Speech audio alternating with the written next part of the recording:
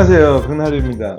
제가 지난 시간에 그 담보대출에 대해서 이제 말씀을 하다가 시간상 말을 끊었는데, 담보대출에서 좀 더 설명을 해드릴게요. 이 담보대출 중에 이제 부동산 담보대출을 얘기했잖아요. 담보대출에서 이제는 2차로 해줬을 때는 해수유가 쉽지가 않다라고 말씀드렸잖아요. 그렇다고 해서 무조건 또 해소가 안 되는 것도 아니에요. 그래서 담보물에 대한 권리 분석이 필요한 겁니다. 우리가 담보물이 좋은 거는 사채업자한테 오질 않아요. 금융권에서 빌려주는데 사채업자한테 좋은 담보물을 맡기고 비싼 이자를 주는 그런 멍청한 사람이 어디 있습니까? 그런데 간혹 있어요. 어떤 거냐면 이 훌륭한 담보물을 가지고 있는데 소유주가 신용불량자인 경우가 있어요. 그러면은 이거 은행에서는 담보물이 좋아도 채무자가 신용불량자면은 대출을 해줄 수가 없죠. 그런 경우에가 우리 사채업자한테는 좀 좋은 물건이죠. 담보물은 충분한데 채무자가 이제 신용이 불량자여서 은행권에서 못 받는 경우도 있고, 아파트 같은 경우에 이제 DTI나 LTV가 적용으로 인해서 본인의 소득 대비에 대한 대출 때문에 이제는 담보물이 훌륭하면서도 불구하고 대출이 안 되는 경우가 있어요. 그래서 이제 그런 것도 뭐 사금융에 흘러 들어오죠. 그런 경우가 있는데 그거는 딱 많지 않아. 아니, 담보물이 좋은 사람이 왜 신용불량자가 되겠어? 그러니까 그런 게 가끔 있는데 그건 소가 뒷검치다가 쥐잡는 거지. 그러한 좋은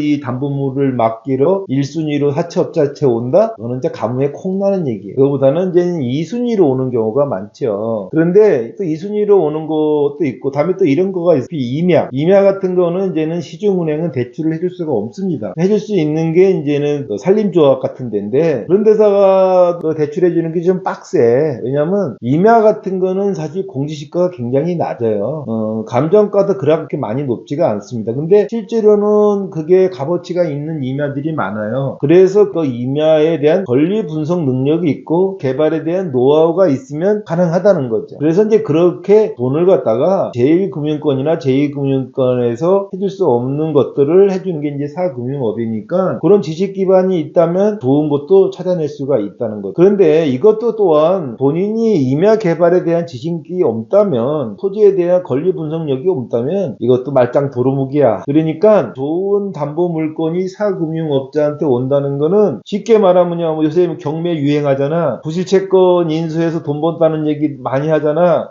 그거 다 거의 구라라고 보면 돼. 이거 뭐 이런 얘기하면 또 LTV 업자가 나한테 뭐라 그러겠는데, IMF 이후에는 좋은 부실채권 매물들이 많이 있었어요. 근데 요새는 은행에서도 이제 부실채권으로 좋은 물건이 나오는 일이 거의 희박해요. 아마 여러분들 이 경매 하는 거나 부실채권 LTV 하는 애들 봐봐요. 다 물건이 옛날 물건 가지고 얘기하지.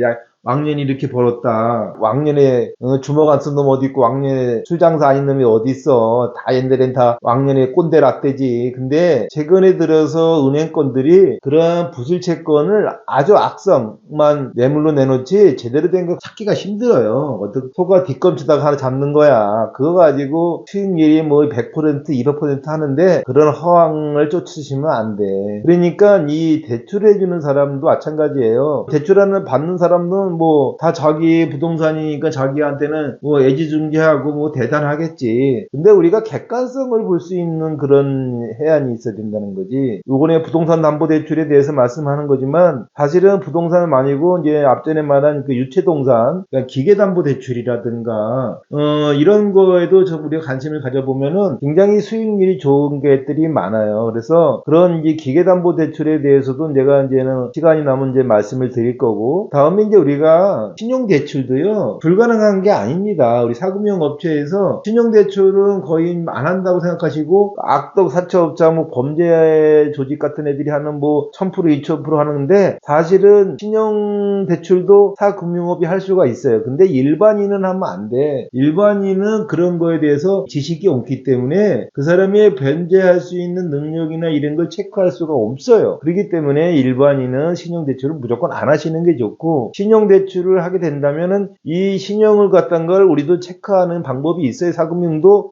이 사람의 신용을 체크하는 방법이 있거든요. 그 체크하는 방법에 맞춰서 하게 되면 사금융업도 신용대출을 해도 됩니다. 그런 것들에 대한 또 디테일함을 공개적으로는 알려드리지 않지만 타금융업도 신용대출을 대출을 할 수 있나요? 라고 물으면 저는 이제 저희 제자들한테는 제가 가르쳐 줍니다. 신용대출을 이렇게 체크를 하면은, 그게 이제 은행에서 체크하는 기법하고 거의 비슷해요. 그러니까 그런 그 노하우들은 사실은 은행에서 당신 신용 체크 이렇게 한다 가르쳐 주지 않잖아. 마찬가지로 사금융도 그와 똑같은 솔루션을 가지고 신용 대출을 할 수 있다. 근데 저는 초보자한테는 신용 대출을 권하지 않아요. 왜냐면 10개의 물속은 알아도 한 사람 속은 못 온다라는 것도 있지만 세상은 뭐 내가 지배하는 게 아니잖아요. 우리가 세상에 맞춰 사는 거기 때문에 어떠한 돌발 변수가 많이 있거든. 우리가 지금 이 코로나 시국도 우리가 예상이나 했으니까 한 1, 2년 있다 끝나겠지만 벌써 3년이 넘었어요. 그러다 보니까 우리가 인간이 할 수 있는 범위가 있다. 그래서 신용대출 자체는 리스크가 존재하는 겁니다. 근데 그렇다고 우리가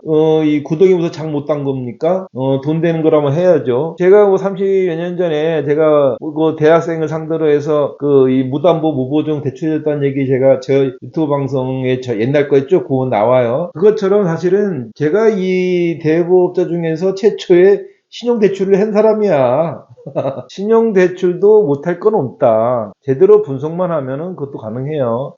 그래서 이제 오늘 제가 이제 담보대출을 이어서 하려고 했는데, 이건 뭐 행설수설하게 됐는데, 그래서 이제 담보대출 다시 돌아가서 돈을 갖다가 빌려주고, 2순위로 할 때는 돈을 못 받으니까 1순위 대출을 해야 되는데, 1순위 대출을 이제 기존에 받은 게 있으니까 이 사람들이 와서 그럴 거 아니에요. 2순위로 대출해 주는데 1순위 거까지 갚으라 그러면은 사실 이 사람이 좀 억울하거든. 왜냐면 1순위는 연 5%에 빌린 건데 2순위로 빌려준 더 줄 테니까 1순위도 사채이자로 갚으라 그러니까 좀 억울하잖아. 그래도 그렇게 할 수밖에 없어요. 그게 뭐냐면 가등기 담보대출이에요. 그렇다고 해서 뭐 적은 돈을 주고 뭐 남의 부동산을 뺏어온다는 게 아니라 내 원금을 보존하기 위해서 그러는 거예요. 이 가등기 대출은 조심해야 될 부분이 뭐냐면 나중에 못 갚게 되면 어떻게 돼요? 그러면 내가 소중하게 모은 부동산이 적은 금액에 날아갈 수도 있다는 거죠. 그러니까 가등기 대출을 하실 때는 그 조심히 하셔야 돼. 그러니까 내가 이 수익이 불투명하고 원금 상환이 불투명할 때는 가등기 대출을 하시면 안 되는 겁니다. 내가 확실하게 돈이 들어온다는 정보라든가 아니면 능력이라든가 여건이 된다 그러면 해도 그렇지 않다고 하면은 아니 대출자도 불편하고 채무자도 불안하잖아. 그러니까 그런 대출을 할 때는 심사숙고하셔서 이제 대출을 하셔야 돼요. 그리고 다음에 가등기 대출을 해주는 1순위를 담보로 잡고 하는 가등기 대출자도 마찬가지예요. 그게 안전한 것만은 아니에요. 왜냐면 그렇게 해서 명의로 가지고 와도 내가 집이 있는데 집이 1가구 2주택이 돼버리는 경우가 생기잖아. 그러면 그렇게 했고 내가 바로 안 팔리지 않는다면은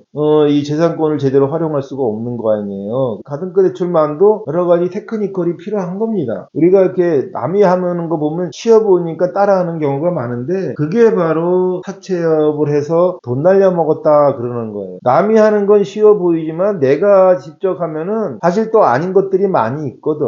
그래서 여러분이 사금융업을 정통으로 배우셔야 돼요. 저도 많은 시행착오가 있었습니다. 저는 사실은 이 사금융업에서 여러분이 상상할 수 없는 금액을 날리는 사람이에요. 저는 사금융 하시려고 하시는 분들이 저같이 실수하지 말으라고 가르쳐드리는 거지 저라고 해서 돈을 안 떼어본 적이 있겠습니까? 저도 많이 떼었어요. 그래서 제가 속지 않고 사는 법을 쓴 거 아니니까 속지 않았다면 어떻게 속지 않고 사는 법을 쓰겠어. 그래서 여러분들은 저같이 속지 마시라 그거를 알려드리려고 하는 거예요. 그러니까 여러분들께서도 사금융을 만약에 하시고 싶으시면 저랑 저희 유튜브 많이 사랑해 주시면 제가 뭐 오늘 뭐 15분 안에 뭐 사금융 얘기를 해줘봤자 얼마나 해주겠어. 근데 그냥 조금 듣다 보면은 이 사람이 하는 의도가 뭐겠구나 라는 걸 아시게 되고 여러분들도 이제는 금융에 대해서 이제 하나둘 이제 깨신다 생각하시면 돼요. 담보대출에서 한 번 더 추가로 말씀드리면 담보대출이요 최고로 안전한데 그 물건에 대한 권리 분석 능력이 없으면 그것도 안전한 대출이 아니라는 거 꼭 명심하시기 바랍니다.